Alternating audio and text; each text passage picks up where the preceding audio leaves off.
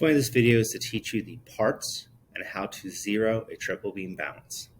This is our triple beam balance. We use them in science to determine the mass of an object. Its parts that we're going to be using this year in terms of names is, we call this the pan. Please make sure the pan is nice and clean before you use it and there's no objects on it. Also, please make sure when you are putting objects on it, if it's a powder or something that could react to the pan, that you have some masking paper on it. The next part of a triple beam balance you will need to know are the riders. They are these three pieces right here, sometimes called poises, and in other cases I have heard them called gliders. They ride on our three-notch beams here, hundredths, the tens, and the one, and that actually gives you tenths, and you can guesstimate to the hundredths there as well. Over here, we have the pointer, and that is aimed at the scale. Now, if the pointer is not perfectly aimed at the scale, you will need to zero your balance. Your balances can get uncalibrated, usually by being carried or moved, or sometimes just your teacher is trying to challenge you and uncalibrating the balance on you. If your balance is uncalibrated or appears not to be calibrated, there are three things you need to check. First thing I want you to check is make sure all of the riders are to the far left. Second thing, sometimes the notch beams and notch beams and pointer arms gets a little stuck in this tower here. So if you just give it a little motion, it'll free it up.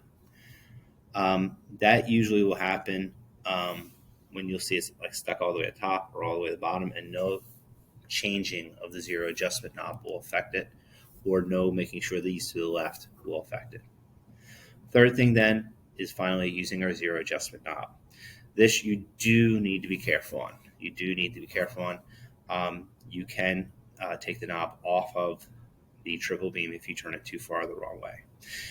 Right now, my triple beam is uncalibrated. I don't know how clearly you can see this on camera, but the pointer is pointing above the zero on the scale. I'm actually doing this backwards. If you were doing it on the correct way, you would be turning it towards you to drop it down. So I'm going to take it and I'm going to give it a couple of twists here, turning it towards it. If it was below, you would turn it away from you, and turning it away from you is the one you have to be careful on. I gave it a couple of twists there, and it is now lining up perfectly with the zero on the tower here. So I do know my triple beam balance is calibrated and ready to go. Again, if it had been down below the zero mark, I would have twisted it away from me to bring it up to zero the balance. This device is now ready to be used, and it will give me an accurate and precise answer as long as I am able to, again, make sure that I'm putting the riders or gliders in the correct notches and making sure they're in there securely, and then summing the three beams when I do reach balance again after placing whatever I'm trying to mass on the pan.